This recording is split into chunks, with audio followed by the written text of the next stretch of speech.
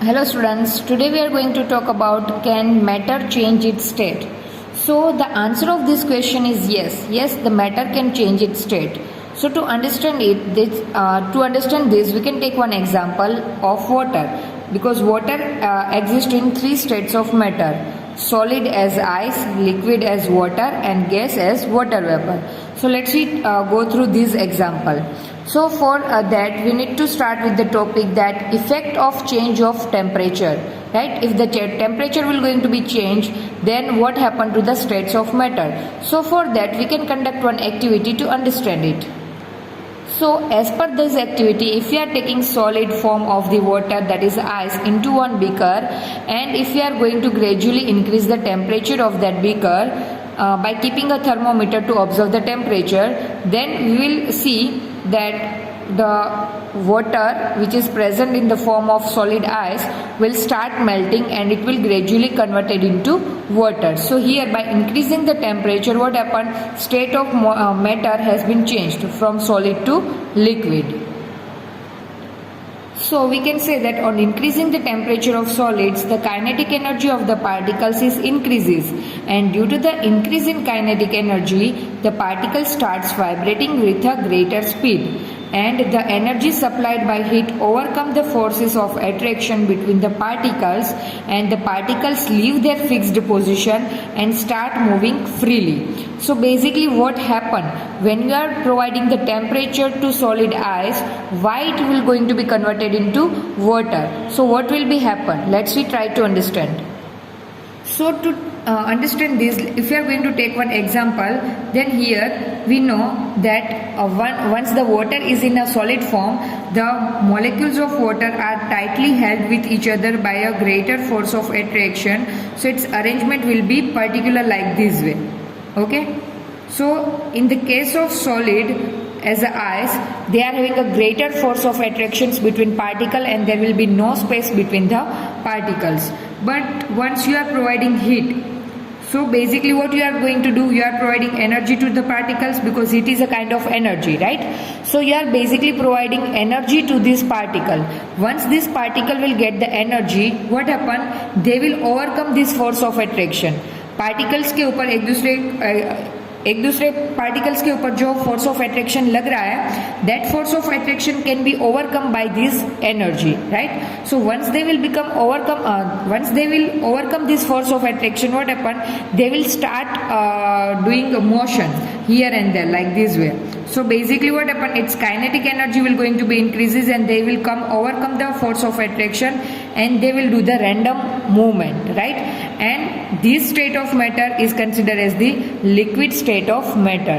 So by this way, once you are providing heat in the form of energy, the particles will get that energy to overcome the force of attraction, and once they overcome the force of attraction, there will be much more space between the particles, and gradually it will be converted into liquid form.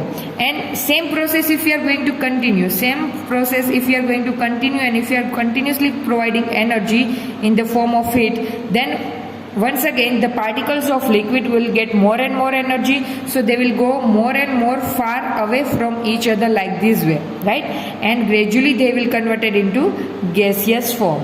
So while you are providing heat in the form of energy, the particles will get that energy to overcome the force of attractions, and they will start doing a random movement or random motion. It means its kinetic energy is going to be increases, and because of that reason, what happened? The states of matter will going to be changed. So a stage is reached when the solid melts and it converted into liquid, and the minimum temperature at which a solid melts to become a liquid at the atmospheric pressure is called melting point. So here we have given the definition of melting point: the temperature at which any solid will starts melting, and that temperature we can consider as the melting point. So here we have given the definition for the melting point. So the melting point of ice is 273.15 Kelvin temperature. Here we have measured the temperature in Kelvin unit. The process of melting, that is change of solid state into liquid state, is known as fusion, right? And this process can be considered as the fusion process, right? And the temperature at which solid starts melting, that temperature is considered as the melting point.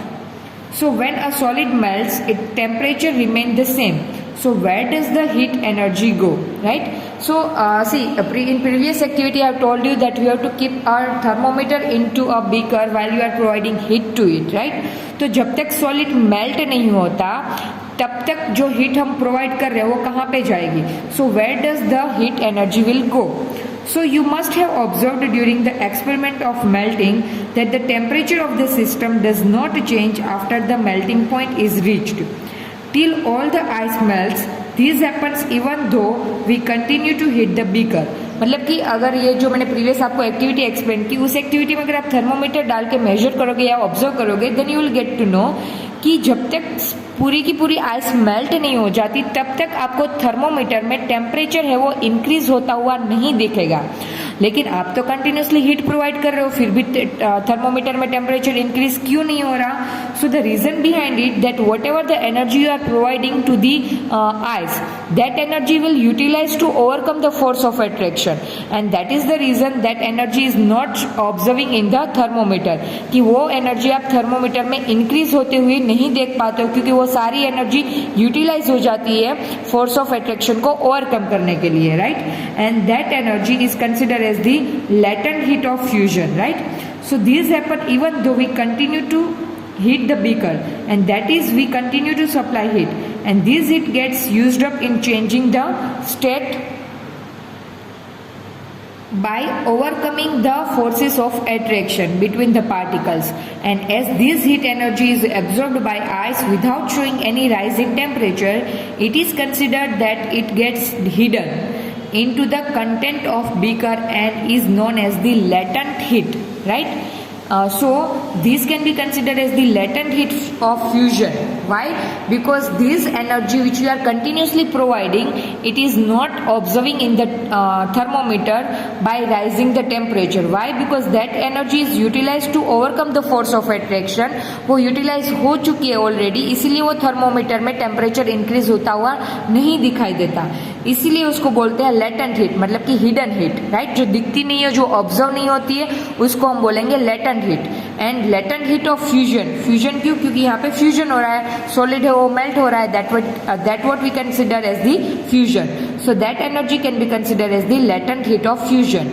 The word latent means hidden, and the amount of heat energy that is required to change 1 kilogram of a solid into a liquid at atmospheric pressure at its melting point is known as the latent heat of fusion. So here we have given the definition for the latent heat of fusion is the amount of energy that you will require to convert 1 kilogram of solid into liquid at a particular atmospheric pressure is known as the latent heat of fusion. So particles in water at 0 degrees Celsius temperature, in Kelvin it would be 273 Kelvin, have more energy as compared to particles in the ice at the same temperature.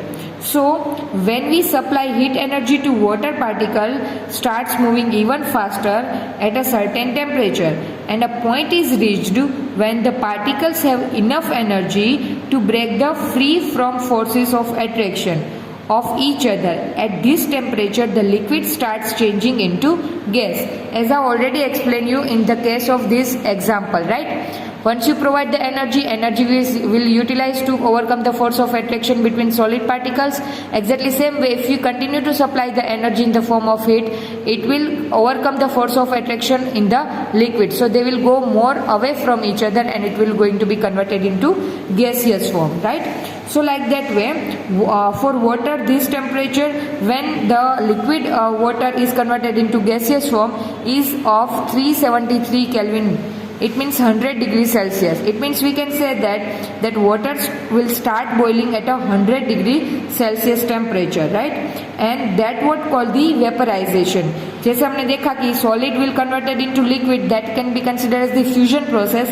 Exactly same way, if liquid water can be converted into gaseous form, then it can be considered as the vaporization, right? So exactly same way, जैसे कि latent heat of fusion थी, वैसे ही क्या होगा, latent heat of vaporization will also be there. So in the case of solid, once you provide the heat, it will convert it into liquid state. Furthermore, if you are continue to provide heat, it will going to be converted into gaseous state.